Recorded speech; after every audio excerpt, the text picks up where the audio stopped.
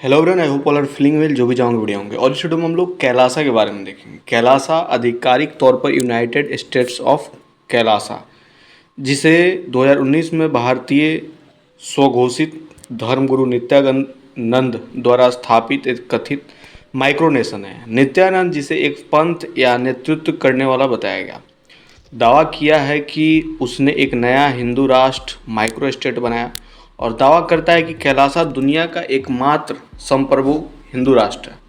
मुख्यधारा के प्रेस के बीच आम सहमति यह है कि कैलासा एक काल्पनिक, नकली और यहाँ तक कि एक घोटाला देश है। नित्यानंद बलात्कार और अपहरण के गैर जमानती आरोपों में भारत से वांछित है। न्यूयॉर्क पत्रिका द्वारा 2023 में की गई रिपोर्टिंग से पता चलता है कि नित्यानंद द्वारा कम से कम 20 वर्षों से कैलासा से संबंधित गतिविधियों को अंजाम दिया जा रहा था, जिसमें अमेरिकी, कनाडाई और अन्य स्थानों को कैलासा एक साथ सिस्टर सिटी व्यवस्था में प्रवेश करने के लिए मनाने के लिए विभिन्न प्रयास और कैलासा की स्वीकृति के अन्य रूप शामिल थे, जिसके परिणाम स्वरूप स्थानीय से लेकर राष्ट्रीय स्तर तक कई घोटाले हुए। दिसंबर 2019 में नित्यानंद ने दावा किया कि उसने कैलासा नामक एक नया हिंदू राष्ट्र माइक्रो स्टेट बनाया, जिसे श्री कैलासा और यूनाइटेड स्टेट्स ऑफ कैलासा या यूएसके के रूप में भी जाना जाता है। पासपोर्ट, मुद्रा और अन्य दस्तावेज जारी करने का दावा किया। अपनी घोषणा में उन्होंने कहा, कैलासा एक ऐसा राष्ट्र है जिसकी कोई सीमा नहीं है, जिसे दुनिया भर के बेदखल हिंदुओं से बनाया है, जिन्होंने अपने देश में प्रामाणिक रूप से हिंदू धर्म का अभ्यास करने का अधिकार खो दिया। नित्यानंद का दावा है कि कैलासा दुनिया के एकमात्र संप्रभु हिंदू राष्ट्र है। कैलासा को 3 महाद्वीप में फैले गैर सरकारी संगठनों के नेटवर्क के रूप में वर्णित किया गया। कैलासा के प्रेस सचिव के रूप में पहचाने जाने वाले किसी व्यक्ति द्वारा दिए गए बयान में कहा गया है कि देश माल्टा के संप्रभु आदेश जैसे देश की भावना में स्थापित किया गया। एक सीमाहीन, सेवा उन्मुख राष्ट्र और मनी कंट्रोल वेबसाइट ने इसकी रिपोर्ट की और सीबीएसई न्यूज कवरेज के आधार पर कहा गया है कि कैलासा कई देशों के गैर सरकारी संगठन के एक समूह के माध्यम से संचालित होता है। ये सुझाव देते हुए साथ ही कैलासा सीमाओं के बिना एक राष्ट्र की यह भौगोलिक क्षेत्र के रूप में मौजूद नहीं है। इसके विपरीत इंडिया टुडे ने रिपोर्ट की ओआरजी पर स्वप्रकाशित प्रचार सामग्री पर निर्भर करते हैं कि नित्यानंद कैलासा ने इनके इक्वाडोर के तट पर एक द्वीप खरीदा था। हालांकि 2019 के लेख में यह भी कहा गया है कि यह त्रिनिदाद और टोबैगो के पास था, जो शारीरिक रूप से असंभव है क्योंकि वे द्वीप इक्वाडोर से दक्षिण अमेरिका महाद्वीप के विपरीत दिशा में है। अगस्त 2020 में नित्यानंद ने कैलासा रिजर्व बैंक की घोषणा की और इसकी आधिकारिक स्वघोषणा मुद्रा कैलासियन डॉलर जारी की। उन्होंने कहा कि सिक्कों का डिजाइन प्राचीन 56 हिंदू राष्ट्रों की मुद्रा से प्रेरित था। उन्होंने कहा कि बैंक का ढांचा वेटिकन बैंक की तर्ज पर बनाया जाएगा। दिसंबर 2020 में नित्यानंद ने घोषणा की कि कैलासा ने पर्यटकों के लिए 3 दिवसीय वीज़ा जारी करना शुरू कर दिया। फ्लाइट सेवा, गरुड़ पर सवार होकर ऑस्ट्रेलिया ने यात्रा करना शुरू हो गया और सभी आगंतुकों को उनके प्रवास के दौरान भोजन और आवास प्रदान किया जाएगा। 19 अप्रैल 2021 को दुनिया भर में कोविड-19 मामलों का हवाला देते हुए नित्यानंद ने भारत, ब्राज़ील, यूरोप और मलेशिया से कैलासा की यात्रा पर प्रतिबंध लगा दिया। 7 जून 2021 को मीडिया ने बताया कि अम्बन पढ़ने के दौरान एक शिष्य ने जवाब देते हुए नित्यानंद से कहा कि जब भारत में उनका सम्मान के साथ स्वागत किया जाएगा और वो सभी शक्तिपीठों की तीर्थ यात्रा करेंगे तो कोविड समाप्त हो जाएगा।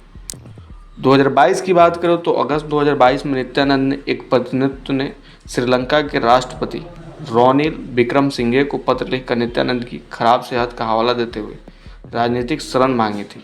पत्र में शरण दिए जाने के लिए और इलाज के लिए आवश्यक चिकित्सा निवेश करने की पेशकश शामिल थी। अनुरोध में कैलासा के साथ राजनीतिक संबंध स्थापित करने की मांग की गई ताकि एक एयर इम्बैलेंस नित्यानंद को राज्य के प्रमुख के रूप में ले जा सके। नित्यानंद ने संयुक्त राष्ट्र से फिर संपर्क किया, एक महिला के माध्यम से जिसके खुद से विजय प्रिया नित्यानंद के रूप में पहचाना और अपने एक नए देश कैलासा के संयुक्त राष्ट्र में अस्थायी राजदूत होने का दावा किया। 23 फरवरी 2023 को महिलाओं के खिलाफ भेदभाव के उन्मूलन पर संयुक्त राष्ट्र समिति और आर्थिक, सामाजिक और सांस्कृतिक अधिकारों पर समिति की खुली सार्वजनिक बैठकों में गवाही में शिकायत की और कैलासा के लोगों को उत्पीड़न के बारे में लिखित रूप से शिकायत की। कैलासा को हिंदुओं के लिए पहला संप्रभु राज्य के रूप में अंतर्राष्ट्रीय मान्यता देने की मांग की और नित्यानंद को हिंदू धर्म का सर्वोच्च पुजारी होने का दावा किया। बताया जाता है कि संयुक्त राष्ट्र ने मुझे अनदेखा कर दिया। नवंबर 2023 में पैराग्वे के कृषि मंत्रालय के चीफ ऑफ स्टाफ को बदल दिया गया जब सरकार को पता चला कि उन्होंने कैलासा के प्रतिनिधित्व के साथ एक समझौता ज्ञापन पर हस्ताक्षर किए। 2023 में न्यूयॉर्क के मेयर रॉस बराका के कैलाश को सांस्कृतिक व्यापार समझौते में शामिल होने के लिए सिटी हॉल में आमंत्रित किया। बराक सहित शहर के अधिकारियों ने कैलासा के साथ न्यूयॉर्क को एक बहन शहर बनाने में तस्वीरें ली और दस्तावेजों पर हस्ताक्षर किए। न्यूयॉर्क सिटी हॉल में घोटाले को अफसोसजनक घटना कहा गया और एक परिषद सदस्य ने इसे चुप में संदर्भित किया। न्यूयॉर्क के निवासियों ने शर्मिंदगी व्यक्त की कि शहर के अधिकारियों ने यह निर्धारित करने के लिए एक बुनियादी गूगल खोज करने की जहजत नहीं उठाई और कैलासा एक वास्तविक देश या शहर था। 2024 में नित्यानंद ने मार्च के दौरान नैरोबी में आयोजित छठी संयुक्त राष्ट्र पर्यावरण सभा का दौरा किया, जहां इक्वाडोर के पर्यावरण मंत्री शांडे फ्रेंटजी के साथ उनकी एक तस्वीर ली गई थी। आलोचना में जवाब में मंत्रालय ने एक बयान जारी कर घोषणा की कि बैठक की योजना नहीं थी। प्रतिनिधित्व का अभिवादन का आदान प्रदान करने के लिए फ्रेंटजी से संपर्क किया था और कैलासा एक मान्यता प्राप्त राज्य नहीं था। मार्च 2025 में बोलिविया के अधिकारियों ने कहा कि उन्होंने कैलासा से जुड़े 20 लोगों को गिरफ्तार किया। अधिकारियों ने उन लोगों पर भूमि तस्करी का आरोप लगाया जब उन्होंने अमेजन वर्षावन से बड़े हिस्सों के लिए स्वदेशी समूहों के साथ 1000 साल के पट्टे पर बातचीत की थी। गिरफ्तार किए गए लोगों को भारत, संयुक्त राज्य अमेरिका, स्वीडन और चीन सहित उनके गृह देशों में निर्वासित कर दिया गया। वे सितंबर 2024 में बोलिविया पहुंचने लगे, मुफ्त ध्यान सत्र जैसी विभिन्न सेवाएं प्रदान करने लगे और भोजन, सहायता और हर्बल दवा का वादा करते थे।